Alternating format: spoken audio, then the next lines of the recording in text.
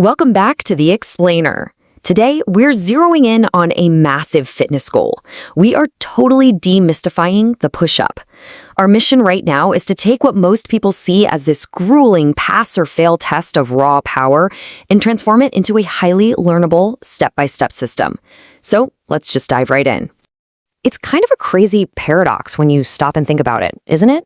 Why on earth do so many of us struggle with literally the most famous exercise on the planet? I mean, most people will confidently claim they can drop and give you 20 right now. But in reality, their form breaks down almost immediately, and they just hit a brick wall. So why does this happen with a movement that looks so incredibly straightforward?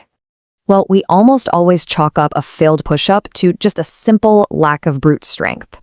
But honestly, that is completely the wrong framework. The real, and frankly empowering truth, is that a push-up requires a very specific combination of micro skills, all working together in perfect harmony. It's like a giant puzzle. And the good news is, these skills are entirely learnable. Even better, mastering them is going to transfer to a ton of other movements in your fitness journey. You really don't need superhuman power to get started, you just need to learn the technique. So, how do we actually learn these micro skills? Enter our absolute best friend, progressions. A progression is basically just a modification we make to an exercise. We make it slightly easier or slightly harder so we can isolate and practice exactly what our body needs without a bunch of complicated distractions.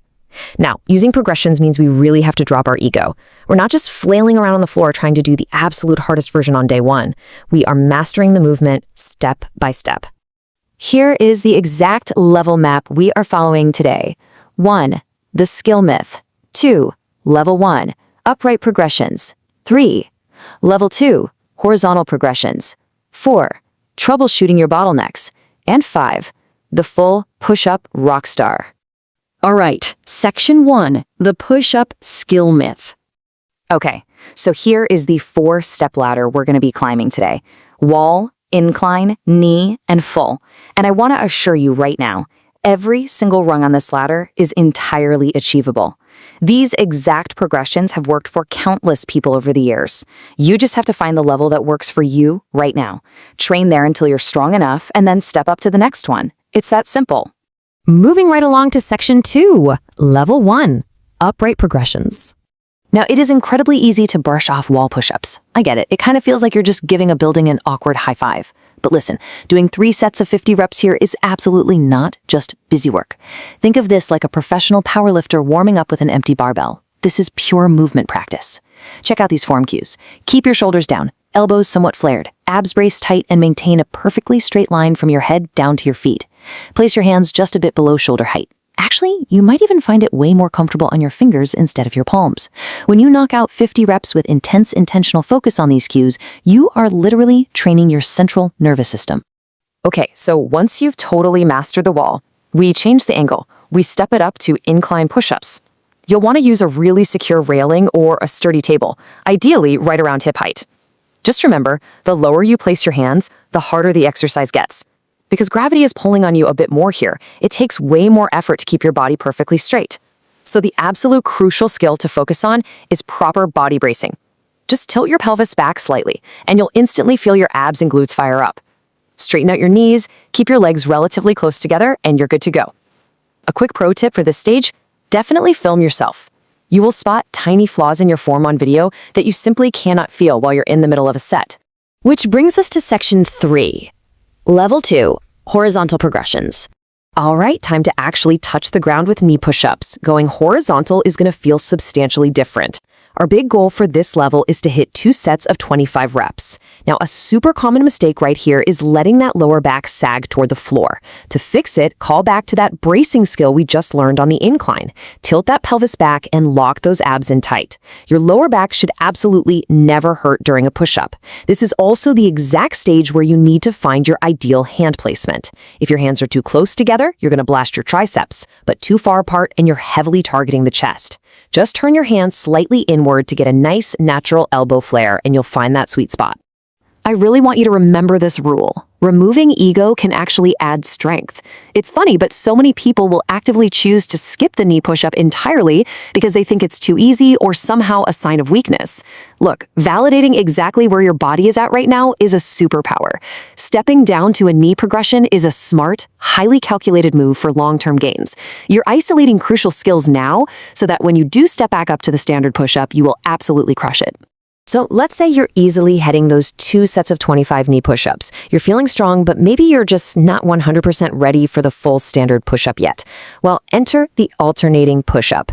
This is brilliant because it perfectly combines the two. You start in a standard full plank position and you slowly lower yourself all the way down. That is the full push-up negative. Then, once you're at the bottom, you just drop your knees to the floor and push yourself back up using the knee push-up form. This trains your core and alignment for the downward motion while still letting you get in the reps to practice actually pushing back up. It's a total game changer. Okay, section 4, troubleshooting your bottlenecks. When you're grinding through the end of your sets, you really need to pay close attention to which muscles are reaching their absolute limit first. Ideally, you want your pushing muscles, your chest, shoulders, and triceps to be the ones burning. But often we hit a bottleneck. So here is exactly how to fix the most common ones we see. If your wrists are crying no more way before your chest does, you just need to change up your hand position or maybe switch to your fingers. If your core gives out and your back starts sagging like a hammock, try supplementing your routine with a few sets of planks to build up that raw abdominal strength.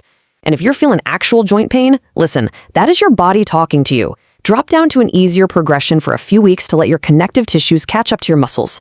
Always remember, almost every problem in fitness is highly solvable. But hey, none of this ladder climbing actually matters if you aren't cashing in your gains. To really see the results of all this hard work, your body has to have the resources to rebuild itself. You absolutely must get plenty of sleep, eat enough food, and prioritize your protein intake. Think about it this way. Your workouts are the spark, but your rest and your fuel, that's the actual fire. And that leads us to section 5, the full push-up rockstar. Look, if you follow this series, if you slowly build up your reps, and you relentlessly practice your body bracing, your hand placement, and your core stability, you are absolutely going to conquer the full standard push-up. Being able to execute a perfect push-up with intentional form is an awesome accomplishment. It builds a rock-solid foundation for basically all your future fitness training. You've essentially unlocked rockstar status.